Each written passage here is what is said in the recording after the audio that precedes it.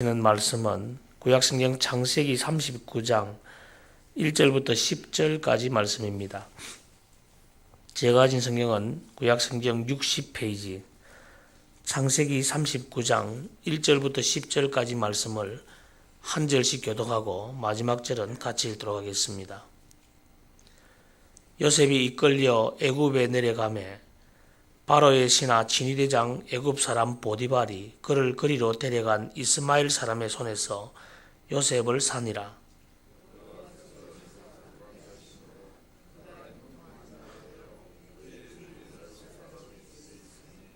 그의 주인이 여호와께서 그와 함께 하심을 보며 또 여호와께서 그의 범사에 형통하게 하심을 보았더라.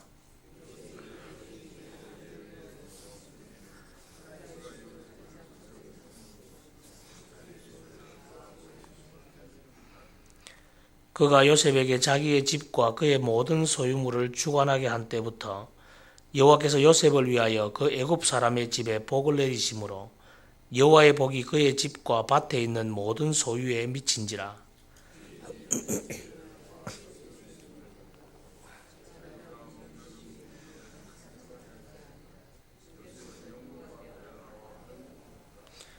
그 후에 그의 주인의 아내가 요셉에게 눈짓하다가 동침하기를 청하니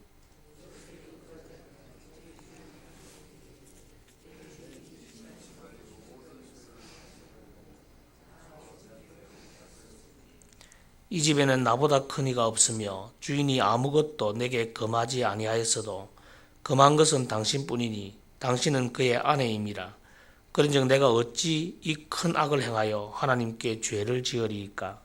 여인이 날마다 요셉에게 청하였으나 요셉이 듣지 아니하여 동침하지 아니할 뿐더러 함께 있지도 아니하니라. 아멘. 오늘 이 말씀을 가지고 인정받는 사람이 되자라는 제목으로 하나님 말씀 전가하도록 하겠습니다. 요셉은 아버지 집에서 마치 왕자처럼 살던 아들이었습니다. 그러나 하루아침에 노예로 팔려가서 남의 집에 종이 되었으니까 그 충격이 얼마나 컸겠습니까? 환경과 신분의 급격한 변화는 당사자에게 큰 충격을 줍니다. 그런 일을 맞이하면 어떤 사람은 충격으로 쓰러지기도 하고 심지어 어떤 사람은 전신마비를 일으키기도 하고 또 대부분의 사람들은 불면증에 시달리기도 하고 심지어는 정신병에 걸리기도 하는 등 폐인이 되는 경우도 많이 있습니다. 그러나 하나님의 사람은 달라야 되지 않겠습니까? 하나님의 사람들은 신분과 환경의 변화에 쓰러지지 아니하고 더욱 강건해집니다. 왜냐하면 우리 하나님이 함께 하시기 때문입니다. 그런데 요셉에게 왜 이런 일이 일어났을까요? 그 대답은 요셉 개인에게 있지 않습니다. 하나님에게 있습니다. 그러나 지금 현재 하나님으로부터의 대답은 없는 상황입니다. 그리고는 마치 인생의 한밤중과 같은 그런 상황으로 던져졌습니다. 결과적으로 나중에 요셉은 30세라면 굉장히 어린 나이 아닙니까? 제가 코람데오닷컴에 글을 하나 적었는데 그 밑에 댓글이 하나 달려 있더라고요. 댓글이 달려 있는데 제가 올해 47인데도 불구하고 젊은 목사가 나이 드신 어른들을 부끄럽게 한다, 그런 댓글이 달려 있더라고요. 여전히 저는 아직 어립니다. 30세 때도 어렸고 35세도 어렸고 47이 돼도 어리고 아마 제가 볼 때는 50이 돼도 어린 목사라고 60이 돼도 어린 목사라고 불리지 않을까 생각을 합니다. 그러나 요셉은 훨씬 더 어린 30살의 나이로 천하를 호령하는 애굽의 총리 대신이 되는 겁니다. 그게 하나님의 섭리였습니다. 그러나 그 섭리를 요셉이 현재 알 길이 없죠. 지금은 노예의 상황이고 지금은 아버지의 집을 떠나온 비참한 상황이니까 어떻게 그걸 알 수 있겠습니까? 가끔 우리는 인생살이 가운데 착한 사람이 왜 고난을 겪어야 하는지 거기에 대한 해답이 없을 때가 있습니다. 그러나 믿음의 사람이라면 어떤 경우에도 그곳에는 하나님의 섭리가 있음을 믿으시기 바랍니다.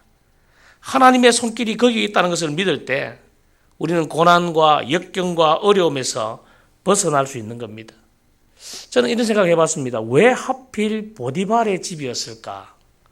아니, 다른 집도 많이 있을 텐데 왜 하필 보디발의 집이었을까? 그 이유는 역시 하나님께 대답이 있습니다. 요셉이 바로를 만나는 끈이 되게 하기 위해서, 그곳에서 미리 훈련시키기 위하여 하나님이 그 집으로 데리고 가신 겁니다. 우리의 지나온 과거도 마찬가지입니다. 거기에 대한 해답은 오직 한 가지, 우리가 예수 그리스도를 만나기 위해서죠. 우리 인생의 미래도 마찬가지로 예수 그리스도를 위해서입니다. 우리의 과거와 미래는 예수 그리스도를 위해서 있습니다. 저도 제가 살아온 지난날을 한번 돌아보니까 주님 만나기 위해서, 이렇게 목회하도록 하기 위해서 이렇게 훈련시켰구나, 그런 대답이 분명히 보여지더라고요. 미래도 마찬가지입니다. 앞으로의 미래도 주님을 위해서 있는 겁니다. 성경은 요셉에 대해서 그의 생애를 2절에 보니까 여호와께서 요셉과 함께 하심으로 이렇게 표현합니다. 여러분, 고난 그 자체가 문제가 아닙니다. 고난은 언제든지 있을 수 있습니다. 가장 큰 문제는 하나님이 함께 하지 않는 것이 문제입니다. 그러나 요셉은 고난 가운데서도 하나님이 함께 하셨습니다. 고통 자체가 저주가 아닙니다. 하나님께서 계시지 않는 것, 그게 바로 저주죠. 하나님이 함께 하신다면 어떤 상황 가운데서도 그건 복 있는 상황입니다. 요셉의 형편과 신분은 큰 고통이었습니다. 그러나 하나님이 요셉과 함께 하심으로 말미암아 요셉은 만사 형통한 자가 되었습니다. 여러분, 하나님의 사람의 특징이 뭐냐 하면 하나님이 날마다 순간마다 그 사람과 함께 하신다는 겁니다. 그게 하나님의 사람이죠. 하나님이 함께 하시면 두려운 것이 없습니다. 죽어도 실패해도 병들어도 문제가 되지 않습니다. 하나님과 동행은 만사 형통입니다. 저는 여기서 하나님이 요셉과 함께 하심으로 라는 9절의 입장, 그 말을 요셉의 입장에서 한번 살펴보니까 그것은 요셉이 하나님을 잊은 적이 한 번도 없다, 그런 의미가 되더라고요. 성도 여러분, 요셉은 하나님을 잊지 않았습니다. 물론 하나님께서 요셉과 한순간도 함께 하지 않은 적이 없었지만은 요셉도 마찬가지로 하나님을 잊지 않았습니다. 비록 고통이 있고 고민이 있고 어려움이 있을지라도 적어도 그 마음속에는 하나님이 함께 계시는 겁니다. 여러분, 그래서 우리는 하루를 하나님과 함께 하는 것으로, 동행하는 것으로 시작하려고 이 새벽 기도에 나왔지 않습니까? 하루하루 계속 하나님과 동행하시기 바랍니다. 마음속에 끊임없이 하나님을 생각하시기 바랍니다. 저는 이 하나님을 생각하는 것이 하나님과 동행하는 것이라고 믿습니다. 하나님과 동행하는 삶의 결과는 만사 형통입니다. 여러분, 만사 형통이라는 단어는 고난이 사라지는 것이 아닙니다. 고난을 뚫고 이겨내는 것입니다. 고난은 있습니다. 그러나 그것을 이겨낼 수 있는 믿음의 사람이 되시기 바랍니다. 요셉은 보디발의 집에 노예로 팔려갔지만은 여호와 하나님께서 함께 하시고 그 믿음이 어떤 환경에서도 만사 형통했기 때문에 그는 노예의 신분을 가지고도 마치 주인처럼 살았습니다. 여러분, 우리가 하나님을 믿으면 환경의 주인공이 됩니다. 환경에 지배받는 노예가 아니라 환경을 다스리는 주인공이 된다는 겁니다. 만사는 믿음을 가진 그 사람 중심으로 움직입니다. 요셉의 주인도 요셉의 삶 속에서 하나님을 발견했습니다. 세상 모든 사람들과 여러분의 가족이 여러분의 삶 속에서 하나님을 발견하게 되길 바랍니다.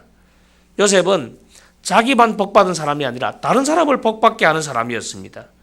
진정한 복이라는 것은 자신으로 인해서 다른 사람이 복받는 데 이르는 것입니다. 복을 받은 사람은요, 그 사람을 헐뜯으려는 사람이 주변에서 다 사라지게 됩니다. 복은 마치 우리의 모든 삶의 소유에까지도 다 이르게 되는 겁니다. 복은 인간이 소유하는 것이 아니라 하나님이 주시는 것이죠.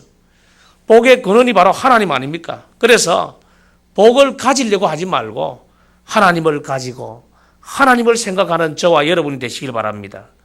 복은 하나님과 함께 할 때 오는 겁니다. 또한 다른 사람을 복받게 해주는 것이 진정한 복입니다. 물론 자신도 복받아야 되겠죠. 그러나 진정한 복의 본질은 다른 이에게 복의 통로가 되는 것입니다. 여러분, 하나님이 함께 하시면서 복의 통로가 됐던 이 요셉의 삶, 본받고 싶은 삶 아닙니까? 하나님이 함께 계시기 때문에 요셉은 미모의 주인의 아내가 유혹할 때도 단호하게 거절할 수 있었습니다. 우리가 의지적으로 죄를 거절할 때 승리할 수 있습니다. 요셉이 왜 이 뜻을 거부했을까요?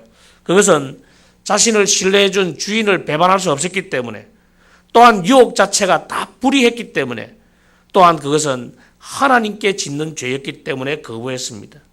여러분, 우리 인생의 유혹은 단 한 번 찾아오는 것이 아닙니다. 지속적으로 끊임없이 찾아옵니다. 한 번 거절했다고 끝나는 것이 아니라 날마다 유혹은 계속됩니다.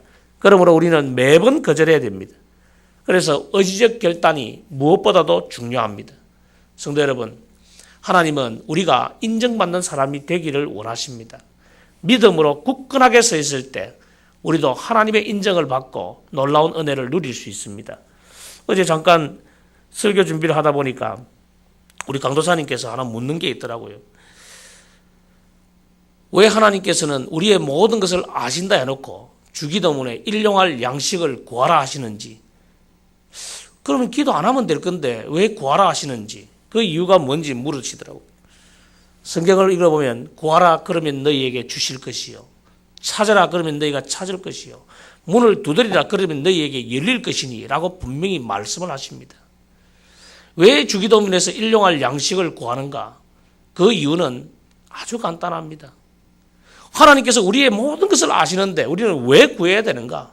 첫 번째 의미는 우리가 하나님을 의지하는 것입니다. 우리가 다 할 수 있다고 생각하고 하나님이 다 채워주신다고 생각하고 가만히 있으면 하나님께서 그 모습을 기뻐하지 않습니다. 저도 아이를 키울 때 자기가 필요한 것을 아빠에게 조곤조곤 이야기할 때, 물론 아빠는 다 알고 있죠. 내가 뭐가 필요하다. 그 이야기할 때 이 아이가 나를 의지하시는구나. 기분이 좋더라고요. 아직도 내가 이 아이에게 해줄 것이 있구나. 그런 느낌이 드는 겁니다. 하나님도 우리에게 그것을 원하십니다. 우리가 필요한 것 하나님 다 아십니다. 그러나 그냥 필요한 대로 공급해 주시면 우리에게 감사가 사라져버리고 맙니다. 하나님께서는 우리에게 감사를 일으키기 위해서 우리에게 구하라고 말씀합니다. 다 아시면서도 또한 우리가 하나님을 의지하도록 하기 위해서 네 마음대로 인생이 네가 하고 싶은 대로 다 되는 것이 아니라 하나님 의지하고 살아라. 그 말씀에서 또 하나님 앞에 구하라고 말씀하십니다. 다 아시는 하나님께 왜 우리가 일용할 양식을 구해야 합니까? 그 이유는 끊임없이 하나님 의지하고 하나님 의지함으로 말미암아 감사의 인생을 살아가기 위해서입니다. 그래서 오늘도 우리가 기도하는 겁니다. 이 새벽에 하나님 의지하시기 바랍니다. 우리가 다른 것을 의지하고 내 통장의 잔고를 의지하고 이 세상의 치안을 의지하고 우리 국가를 의지하고 그렇게 사는 것이 아니라 전능하신 하나님을 의지하고 오늘도 믿음으로 살아가는 겁니다. 하나님 앞에 작은 것까지 다 구하세요. 다 아시는 하나님께서 우리의 우선순위, 우리에게 기도를 들어줘야 될 것이 무엇이 가장 급한지, 어떤 것이 순차적으로 들어줘야 될 것인지 다 알고 계십니다. 오늘 이 새벽에도 우리가 기도하는 내용을 다 가슴에 담고 하나하나 우리의 때에, 우리가 정말 필요할 때에 열어주실 하나님을 기대하면서 인정받는 믿음의 사람이 되어 기도하는 저와 여러분 되시기를 주의 이름으로 축원합니다.